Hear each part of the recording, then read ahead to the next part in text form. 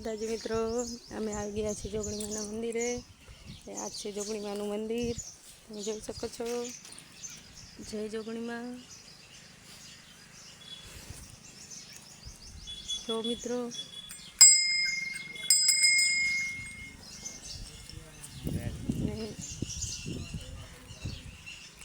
બે જણા આવ્યા છીએ, ઠાકોર સાહેબ પણ ભેગા જ છે। જય જોગણીમાં। કેવી સરસ જગ્યા છે। અમે લોકો તો દર્શન કરવા આવી ગયા છીએ, તમે પણ કોઈક દિવસ આવજો દર્શન કરવા માટે। જય જોગણીમાં। તમને અંદર પણ લાઈવ દર્શન કરાવી દઈએ મિત્રો।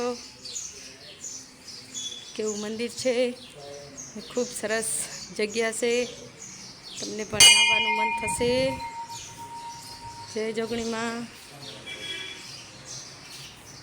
તો કેટલું સરસ મંદિર છે। જય જલારામ બાપા। જલારામ બાપાની પણ મૂર્તિ રાખેલી છે ને જોગણી માની પણ મૂર્તિ છે ને અહીંયા છે જય કાળ ભૈરવ દાદા। કાળ ભૈરવ દાદા છે। જય કાળ ભૈરવ દાદા। જય જોગમાયા।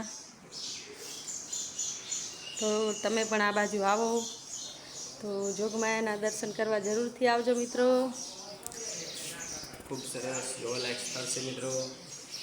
હા, મારે ખાસ વિનંતી છે કે ગામ બેડા અને જોગમાયાનું મંદિર છે, જોગમાતાનું મંદિર, જલારામ બાપા, જોગમાયા અને કાળ ભૈરવ દાદાનું સ્થાન છે મિત્રો। બહુ જોવાલાયક સ્થળ છે। બહુ તમને સરસ એવી જગ્યા છે મિત્રો।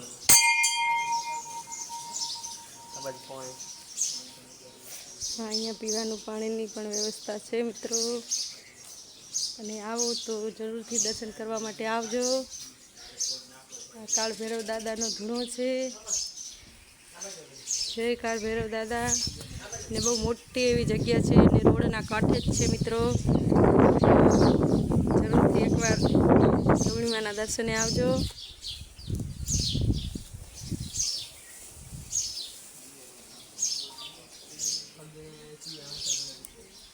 બહુ મોટી જગ્યા છે, તમને પણ જરૂરથી આવવાનું મન થશે। જય જોગણીમાં। ખૂબ સરસ છે મિત્રો, જોવાલાયક સ્થળ છે અને આને સફેદ આંકડો કહેવાય મિત્રો। આ છે આંકડો સફેદ ફૂલ અને સફેદ ફૂલ છે તેના। જો બેસવા માટે ખૂબ સરસ સુવિધા છે। ઝાડખા બીજા છાંયડા બીજા ખૂબ સારા છે અને રોડનો કાંઠો જ છે ને અમે મંદિરની પરિક્રમા કરી રહ્યા છીએ। તમને અમારે ઠાકોર સાહેબ તો નીકળી શક્યા નથી આવી સાંકડી ગલીમાં, પણ હું પ્રયાસ કરું। હા, આવી ગયા હો મિત્રો, પાછળ। હા, અહીંયાથી ઉપર જવાનું પણ જવું હોય તો જઈ શકાય, સીડી છે મિત્રો। હા, અહીંયા રોડ છે, હાઈવે નથી, આમ તો સિંગલ પટ્ટી છે પણ ખૂબ સરસ હાઈવે જેવો જ છે, રોડના કાંઠે જ છે મિત્રો। આ બાજુ આવો તો એકવાર દર્શન કરવા જરૂરથી આવજો।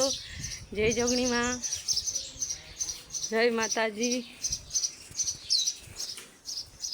અને એમાં આજે રવિવાર છે તો ઘણા લોકો આવતા જ હોય દર્શન કરવા। જય કાળ ભૈરવ દાદા। તો ખૂબ સરસ જગ્યા છે અને બહુ મોટી એવી જગ્યા છે।